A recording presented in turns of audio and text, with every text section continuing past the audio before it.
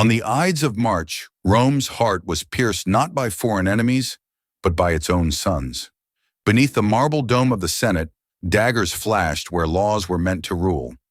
Julius Caesar, conqueror of Gaul, master of legions, the man who bent the republic to his will, fell beneath the blades of those he once called allies. Yet in his death, a question more terrible than life itself arose.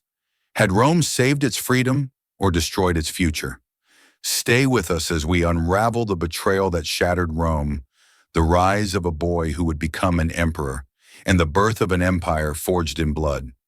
Don't forget to like, share, and subscribe. Your voice keeps history alive. Rome, in the final days of the Republic, stood as the unrivaled mistress of the Mediterranean. Its legions had crushed Carthage, humbled Greece, and driven back barbarian tribes from the frontiers. Markets overflowed with the riches of conquest, and senators boasted of dominion stretching from the sands of Egypt to the fogs of Britannia. The city seemed destined to rise into an eternal golden age. Yet beneath the marble, beneath the triumphs and pageantry, shadows moved. For years, the Republic had been torn apart by civil wars, each general marching his soldiers not for the Senate, but for his own ambition. Out of this chaos emerged one man whose star outshone them all, Gaius Julius Caesar. Victorious in Gaul, adored by his troops, and bold enough to cross the Rubicon against orders, he shattered the armies of Pompey and returned to Rome as undisputed master. With him came peace, order, and prosperity, at least on the surface. Rome's blood-soaked years seemed over, and many looked to Caesar as the man who would carry them into a new age. But power is the most dangerous crown to wear in Rome. The Senate, that ancient body of aristocrats sworn to defend the Republic, looked upon Caesar with growing unease. They saw not a savior, but a tyrant cloaked in glory. He wore no royal diadem, yet his power surpassed that of any king. Titles piled upon him, dictator for 10 years, then dictator for life. Statues rose in his image, his profile pressed onto coins, and whispers spread that he longed to be crowned as king of Rome. For a city whose very soul had been forged in hatred of monarchy since the fall of the Tarquins, the thought was intolerable. On the streets, the common people cheered his reforms. Land for veterans, grain for the poor, festivals that lit up the forum. But in the marble halls, resentment curdled into fear.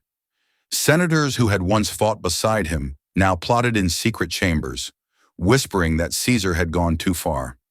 Among them were men bound by duty, men bound by envy, and men bound by the ancient dream of the Republic. None burned with such conflict as Marcus Junius Brutus. Adopted almost as a son by Caesar, bound by ties of loyalty and affection, he also bore the legacy of his ancestor who had driven the last king from Rome centuries before. To Brutus, the dilemma was crushing. Betray the man who trusted him, or betray the Republic itself. By his side stood Gaius Cassius, sharper in tongue and harder in heart, who fanned the flames of conspiracy. The plot thickened. Each dagger drawn was justified in whispers. We kill not a man, but a tyrant. We strike not for ourselves, but for Rome. Yet beneath those noble words lay fear of Caesar's power, of their fading influence, of a republic slipping from their grasp. The day was chosen, the Ides of March, 44th BC. As Caesar prepared to depart for a campaign against the Parthians, an expedition that might have cemented his legend as the greatest conqueror Rome had ever known, the conspirators resolved that he must not leave alive. That morning, omens abounded. Sacrifices revealed ill-favored entrails, and Caesar's wife Calpurnia dreamed of his statue bleeding as Romans washed their hands in the flow. She begged him not to go, yet Caesar, ever dismissive of superstition, allowed himself to be persuaded by Decimus, one of the very men sworn to kill him. And so the conqueror of Gaul, the master of Rome, walked unwittingly into his fate. The Senate chamber awaited, a place built for laws, debates, and honor. But that day it would be drenched in blood. Here lies the paradox, the tragedy that opens our tale. Rome stood at the brink of greatness, led by a man who promised stability after years of chaos. But the Republic, jealous and fearful, saw only tyranny in his crownless head. And so, beneath the painted ceiling of Pompey's theater, daggers would fall, and with them, the fragile peace of Rome. For in seeking to save liberty, the Senate would spill the blood that drowned it forever. To understand why Rome trembled at the death of Julius Caesar, one must first behold the towering figure that he was. For Caesar was not born into obscurity, nor did he rise by accident. He was the heir of an ancient patrician line claiming descent from Venus herself, yet his youth was marked by struggle. When Sulla's dictatorship swept Rome, Caesar was stripped of his inheritance and forced into hiding. He wandered as a fugitive, hunted for his refusal to bow to tyranny. It was there, on the razor's edge between life and death, that his resolve was forged. From the ashes of disgrace, Caesar carved a path upward. He studied rhetoric in Asia, dazzling audiences with a voice that could command both Senate and army alike. As a young officer, he seized glory against pirates in the Mediterranean, not only capturing them but crucifying them after mocking their arrogance. In these early years, Rome glimpsed the duality of the man, charm and ruthlessness, mercy and vengeance intertwined. Caesar was no mere general of steel and discipline. He was a man who understood the heart of Rome. While others courted the nobility, he spoke to the masses. He walked their streets, listened to their grievances, and offered them hope. When he staged gladiatorial games, he paid not for spectacle alone, but for loyalty. When he spoke from the rostra, he spoke not as a distant patrician, but as one of their own. The people of Rome loved him because he understood what no senator dared admit. Power flowed not only from the Senate, but from the crowd. Yet it was in Gaul that Caesar transformed from ambitious politician to legend. For nearly a decade, he waged war against tribes that had defied Rome for centuries. He crossed rivers thought uncrossable, built bridges where none had stood, and outmaneuvered foes who outnumbered him 5-1. His victories at Alesia and Gergovia etched his name into eternity. The siege of Alesia alone, where he encircled an entire city with walls facing inward and outward, holding off a relieving army while starving the defenders, was hailed as a feat no mortal could achieve. To his soldiers, he was more than a commander. He was a god of war, a man who shared their hunger, marched beside them in the mud, and never asked of them what he would not do himself. Rome watched with awe and dread as his dispatches flowed back, written in clear, commanding Latin. Gallia est omnis divisa in partes tres. So began his commentaries, blending propaganda with history, turning battles into theater, and himself into the star. Senators murmured in fear, but the people cheered. For every triumph in Gaul, Caesar's shadow grew longer across Rome. Then came the moment that sealed his fate, the crossing of the Rubicon in 49 BC. Ordered to disband his army, Caesar stood at the river's edge, knowing that one step forward meant civil war. The die is cast, he declared, and with it, he plunged Rome into its greatest crisis. Against Pompey the Great, once his ally, Caesar marched not as a rebel, but as a man who believed destiny itself stood with him. Battles at Pharsalus and later in Egypt proved his brilliance. In Alexandria, he entangled himself with Cleopatra, not merely as a lover, but as a strategist, weaving Egypt into Rome's sphere of influence. By the time he returned to Rome, no rival stood. The Senate bowed, the armies obeyed, and the people hailed him as Dictator Perpetuo, dictator for life. He reformed the calendar, creating the Julian system that still shapes our reckoning of time. He planned grand campaigns eastward, dreamed of codifying laws, and envisioned Rome not as a fractured republic, but as a united empire. Yet herein lies the paradox of Caesar. The very qualities that made him beloved also made him feared. He accepted honors with little disguise, allowed statues of himself among Rome's gods, and sat upon a golden chair in the Senate. He dismissed traditions that had bound Rome for centuries, not out of malice, but out of certainty that he alone could guide her future. His confidence became arrogance in the eyes of his enemies, his vision tyranny to men who clung to the Republic's fading ideals. And still, to the common people, he was a hero beyond compare. Veterans saw in him the promise of land and dignity. Merchants saw prosperity. The poor saw bread and hope. The legions saw a commander who shared their hardships, and they would die for him without hesitation. Thus the hero rose, brilliant yet doomed. Julius Caesar was not merely a man, but a storm, a force that reshaped Rome itself. He embodied the Republic's glory and its downfall, the savior who brought peace and the tyrant who shattered tradition. His ascent was meteoric, his power unmatched. But every rise carries within it the seeds of a fall, and in the marble halls of the Senate, blades were being sharpened. For the greater Caesar grew, the smaller his enemies felt. And in their envy, in their fear, they resolved that Rome could not endure one man towering so high.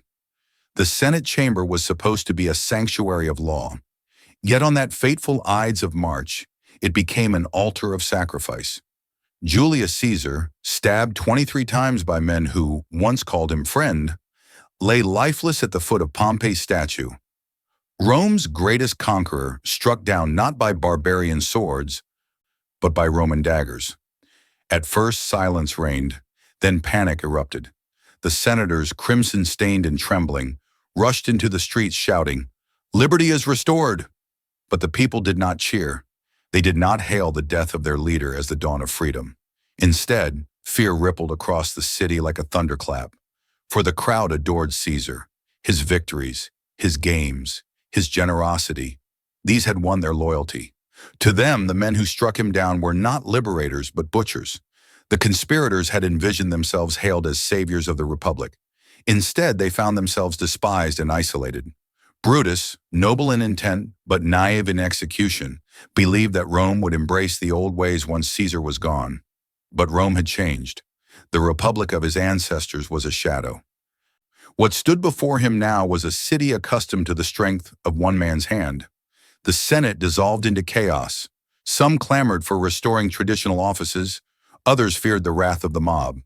Meanwhile, Caesar's body lay in state, and Mark Antony, his loyal consul, prepared to play his hand. Antony understood what Brutus did not. The people's heart still beat for Caesar. In the forum, before a swelling crowd, Antony read aloud Caesar's will. Land and wealth, gifts and legacies, all left to the Roman citizens. Each listener felt the dead man's generosity, each gift a dagger against the conspirators' cause. Then Antony unveiled the blood-soaked toga, pierced and shredded, holding it high before the crowd. His voice thundered with grief and rage, his words dripping with fire. This was no tyrant slain, but a benefactor betrayed. The forum erupted in fury. Flames rose as the mob stormed the streets, hunting the assassins who had fled. Rome itself seemed to weep, the city shuddering under the weight of treachery. But the tremors ran deeper still, for Caesar's death had not restored balance. It had unchained the fury of ambition. Senators whispered of civil war, soldiers pledged themselves to rival generals, and the Republic cracked further with each passing hour. In the East, governors and legions awaited orders, unsure who now held authority. In the West, veterans demanded to know whether Caesar's promises would be honored. The conspirators, Brutus, Cassius, and their allies, sought refuge, gathering forces in Greece, claiming they fought for liberty. But their words rang hollow against the grief that smoldered in Rome. Mark Antony moved swiftly, seizing Caesar's papers and treasury, positioning himself as heir to Caesar's mantle. Yet fate had woven another thread. Octavian, the 19-year-old great-nephew and adopted son of Caesar, newly arrived in Italy to claim his inheritance. None imagined that this boy, frail in appearance, would shake Rome's destiny. But for now, his presence only added another contender to the storm. The Senate stood paralyzed, torn between factions, unable to guide the Republic. Cicero, the old statesman, tried to revive the dream of liberty, yet even his eloquence could not silence the clash of ambition. The Republic was no longer a council of equals. It had become a battlefield of giants. Across the city, whispers of doom spread. Merchants feared collapse. Farmers feared conscription. Families feared the return of war. For decades, Rome had bled in civil strife. Marius and Sulla, Pompey and Caesar, and now with Caesar's death, the wound gushed anew. The people yearned for stability, but stability was nowhere to be found. Thus Rome trembled. The old order had been shattered by Caesar's rise, and his fall shattered it further still. The Republic, already fragile, cracked like glass beneath the weight of daggers. Each faction claimed justice. Each man claimed loyalty to Rome, but their actions betrayed only hunger for power. Brutus dreamed of restoring the Senate's dignity. Cassius sought vengeance against tyranny. Antony sought to grasp Caesar's crown in all but name. And in the wings, Octavian quietly assembled his claim. Small in years, but vast in ambition. The streets that had once celebrated triumphs now echoed with uncertainty. Statues of Caesar stood garlanded in flowers, while effigies of the conspirators were burned in effigy. The Forum, once the heart of debate, now seethed with suspicion and rage. And over it all hung a truth that none could escape. Rome was a lion wounded, bleeding from within, vulnerable to those who would seize her destiny. In slaying Caesar, the Senate had hoped to save the Republic. Instead, they had murdered its last fragile piece. The Republic they claimed to protect now shook upon its foundations, each tremor louder than the last. And as the dust settled on Caesar's funeral pyre, the question thundered across every heart in Rome. Who now would command her fate? If Julius Caesar embodied the might of destiny, then his assassins embodied the fragile dream of the Republic. At their head stood Marcus Junius Brutus, the man history would remember with both admiration and condemnation. To many, Brutus was no mere conspirator. He was a symbol. His ancestor, Lucius Junius Brutus, had driven out the last king of Rome centuries before, founding the Republic on the ashes of tyranny. That name, that legacy, hung heavy upon his shoulders. Brutus was no brute, no power-hungry warlord. He was a philosopher as much as a statesman, a man whose speeches drew upon reason, not fire. In Caesar he saw brilliance, yes, but brilliance corrupted by ambition. For Brutus, the Republic was not a relic, it was a sacred trust. And when whispers of Caesar's crown reached his ears, he feared the greatest of Rome's virtues, libertas, freedom, was on the verge of extinction. To strike down Caesar was, in his mind, to strike for Rome itself. But conviction is not clarity. Brutus hesitated, torn between loyalty to his friend and duty to his ancestors. Into this hesitation stepped Gaius Cassius Longinus, sharper in thought, harder in will, and burning with resentment. Cassius had once fought alongside Pompey, and he never forgave Caesar for Pompey's defeat. He despised tyranny, yes, but he also despised the man who had eclipsed his own glory. Where Brutus sought to act nobly, Cassius sought to act decisively. Together they gathered allies, senators slighted by Caesar's arrogance, nobles fearful of losing influence, idealists who still clung to the vision of the Republic. They called themselves liberators, and in the secrecy of night they swore oaths, daggers pledged not to ambition but to freedom. At least that was the vow. Yet behind each mask of principle lurked envy, fear, and desperation. When Caesar fell, their voices thundered, "We are saviors, not murderers. Rome is free again." But Rome did not listen. To the people, the Republic was not liberty. It was corruption, greed, and endless civil war. Caesar had given them bread, land, and victories. The liberators had given them only blood upon marble. Still, Brutus and Cassius pressed forward. Forced to flee Rome under the howls of the mob, they withdrew eastward to gather strength. There in the provinces of Greece and Asia, their cause found soldiers, governors wary of Antony's rise, veterans still loyal to Pompey, and allies of the old Republic rallied to their banners. Brutus and Cassius built an army not of philosophy, but of steel, tens of thousands of legionaries, war-hardened and disciplined. Brutus proved himself not merely a thinker, but a capable commander. He raised fleets, minted coins bearing his image beside the dagger and the liberty cap, a declaration that their war was one of freedom against tyranny. Cassius, ruthless and pragmatic, secured grain, gold, and loyalty with cunning deals. Together they fashioned a rival power, one that claimed to be the true Rome, fighting to restore what had been lost. And yet their cause was haunted by contradiction. Could liberty truly be born from murder? Could the Republic be saved when the people themselves no longer believed in it? Brutus fought with ideals, but ideals cannot shield men from arrows. Cassius fought with vengeance, but vengeance alone cannot inspire loyalty. Their enemies were no ordinary rivals. Mark Antony, fierce and shrewd, wielded the loyalty of Caesar's veterans and the fire of his oratory, and beside him now rose Octavian, Caesar's chosen heir, a boy in years but ancient in ambition. These two, unlikely allies, forged the second triumvirate, sanctioned by the Senate itself, and vowed to avenge Caesar. Thus the lines were drawn. On one side, Brutus and Cassius, wielding the banners of the Republic, armies at their command, conviction in their hearts. On the other, Antony and Octavian, wielding Caesar's name as a weapon sharper than any sword, with the people's devotion as their shield. The stage shifted to the east, where Brutus and Cassius made their stronghold. From Asia Minor to Syria, their authority spread. They levied taxes, forged alliances, and readied for war. Brutus, though torn by guilt, wrote of duty and virtue, trying to persuade himself that his dagger had not been guided by envy. Cassius, ever the realist, knew that victory would demand ruthlessness, and he embraced it.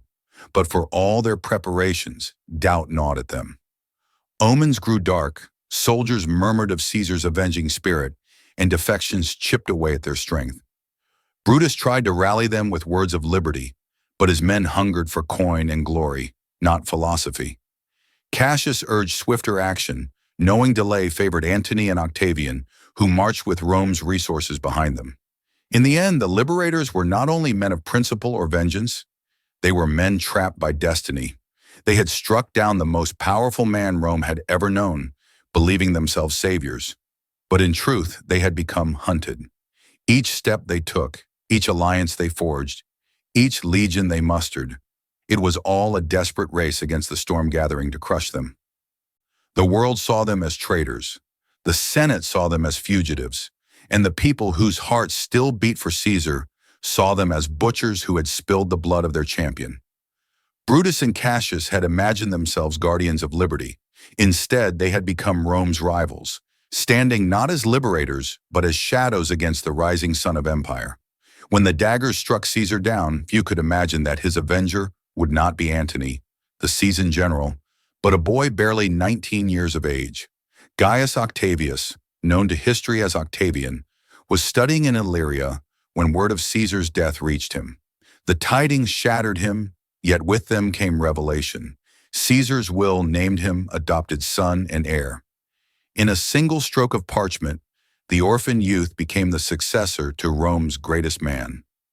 Most dismissed him. He was small in stature, frail in health, and utterly untested. To Antony and the veterans, he seemed nothing more than a pawn, a child who would soon vanish into obscurity. But Octavian was no ordinary youth. Beneath his delicate frame burned a mind sharp as steel, a patience colder than marble, and an ambition vast enough to rival Caesar himself. He journeyed back to Italy, not with legions, but with a name, the name of Caesar. That name was worth more than any army. When he stepped ashore, soldiers flocked to him, veterans demanded to see him, and citizens whispered of destiny. Octavian, calm and deliberate, presented himself not as a rival, but as a son. He vowed to honor Caesar's memory, to fulfill his promises, and to avenge his death. The Senate, ever fractious, underestimated him. Antony, intoxicated by power, sought to monopolize Caesar's legacy. He seized the treasury, delivered fiery speeches, and courted the masses. Yet in his arrogance, Antony scorned Octavian. He mocked the boy, dismissed him as weak, and sought to crush him politically. It was Antony's greatest mistake, for Octavian understood the art of patience. He courted allies quietly, earning the trust of Cicero and the Senate, who saw in him a counterbalance to Antony's growing power. He paid Caesar's veterans from his own purse, winning their undying loyalty. He spoke softly, acted cautiously, and allowed his enemies to underestimate him at every turn. Behind his youthful face, Rome's most cunning strategist was taking shape. The city teetered as rival factions vied for control. Antony thundered in the Forum, Brutus and Cassius rallied in the east, and the Senate vacillated between fear and pride. Amid the chaos, Octavian rose like a shadow made flesh. By 43 BC, he had marched on Rome with legions at his back, not as a usurper, but as Caesar's rightful heir, demanding recognition. The Senate, unwilling to confront him, yielded. The boy they had dismissed now commanded the loyalty of thousands. Yet Octavian did not yet possess strength enough to destroy Antony or the liberators. Here lay his genius. He turned rivals into tools. Knowing Antony's ambition, he offered alliance. Knowing the Senate's fear, he courted their approval. Thus the second triumvirate was born, Antony, Lepidus, and Octavian, sworn to avenge Caesar and purge Rome of traitors. The pact was ruthless. Together they unleashed prescriptions, lists of enemies marked for death. Cicero himself, once Octavian's patron, fell to Antony's vengeance, his severed head displayed on the rostra. Blood stained Rome's streets, yet order in its cruelest form returned. With coffers filled and enemies crushed, the triumvirate turned eastward. For there Brutus and Cassius had raised their standard, armies vast and disciplined, proclaiming themselves defenders of liberty. The liberators prepared to meet Antony and Octavian in the plains of Philippi. Rome's fate hung upon the clash. Octavian was no warrior in the mold of Caesar. He lacked Antony's fire, Brutus's eloquence, Cassius's cunning. Yet he possessed something greater: resilience. At Philippi, when sickness felled him and his camp nearly collapsed, he refused to abandon the field. Carried upon a litter, pale and frail, he still stood with his men. His presence alone, the heir of Caesar in flesh, steadied their hearts. Antony bore the brunt of the fighting, smashing Cassius in brutal combat. Cassius, believing all lost, took his own life upon the sword. Brutus fought on, his idealism colliding with Antony's ferocity, but the tide of battle turned. When at last his forces broke, Brutus too chose death, falling upon his blade with stoic resolve. The dream of the Republic died with him. Octavian, though less glorious in the fight, emerged as equal victor. He had endured, survived, and claimed his inheritance in blood. With Brutus and Cassius gone, he stood no longer as the boy dismissed by Antony, but as Caesar's true son. Rome trembled anew, not with chaos, but with the certainty that a new power had risen. From Philippi, Octavian returned to Italy, his eyes now fixed not only on vengeance, but on destiny. He rewarded veterans with land, appeased citizens with grain, and expanded his authority step by step. His methods were slow, calculated, and merciless. Unlike Caesar, who shone like lightning and burned brightly, Octavian moved like the tide, silent, inexorable, unstoppable. And though Antony still lived, basking in triumph and passion beside Cleopatra in Egypt, Octavian understood that their alliance was temporary. Rome could not bear two masters, but that storm, the final reckoning, was still to come. For now the world looked upon Octavian and saw a rebirth. From the ashes of betrayal, from the chaos of daggers and war, he had risen, unwanted, underestimated, and yet undeniable. He carried Caesar's name, Caesar's legacy, and soon Caesar's empire. Rome had been struck down by treachery. Octavian would raise it again, not as a republic, but as something far greater. The heir of Rome trembled with uncertainty after Caesar's murder, but by the time steel clashed on the plains of Philippi, the destiny of the Republic was already sealed. Rome would not return to the fragile balance of senators and assemblies. It would be reborn in fire, under the shadow of a single ruler. In the wake of Caesar's death, the city was consumed by grief and fury. The conspirators who claimed to save the Republic discovered that their daggers had not cut tyranny from Rome. They had carved open a wound that could not be closed. Blood called for blood, and vengeance became the anthem of Caesar's heirs. Mark Antony, the seasoned general who had stood at Caesar's side in Gaul and Egypt, now sought to harness the fury of the legions. Octavian, the young heir barely out of adolescence, invoked Caesar's spirit itself, showing the will of the people inscribed on tablets, the name of the adopted son, now Caesar in blood and law. Together they forged an uneasy pact with another power broker of Rome, Marcus Lepidus, forming what history would call the Second Triumvirate. Their mission was clear: hunt down the murderers of Caesar, yet the alliance was stained with cruelty. Proscriptions swept across Rome. Lists of enemies nailed in the forum, names of senators, equestrians, and rivals marked for death. Wealth was seized, homes burned, throats cut in alleyways. Cicero, the great orator who had once raised his voice for liberty, fell beneath the executioner's blade, his severed hands and head displayed in the rostra, where his words had once thundered. Rome, choking on terror, seemed less a republic than a beast devouring itself. But for Antony and Octavian, these purges were only the prelude to a greater reckoning. Far to the east, the conspirators had gathered their strength. Brutus and Cassius, once hailed as liberators, now commanded armies swollen with eastern auxiliaries and loyal legions. In their minds, they were Rome's last defenders, the champions of senatorial tradition, the guardians of freedom against tyranny reborn. Yet to the common soldiers, their cause was hollow. They had slain Caesar, but could they fill the void he left behind? Or were they only clinging to a corpse of ideals that no longer breathed? The answer would be written in blood at Philippi. In the autumn of 42 BC, two great battles thundered across the Macedonian plains. Antony and Octavian's legions faced the armies of Brutus and Cassius. At dawn, dust rose like smoke, and the cries of tens of thousands of men echoed between the hills. The first clash left Cassius broken. Misled into believing Brutus had been defeated, he fell upon his own sword rather than live to see Rome enslaved.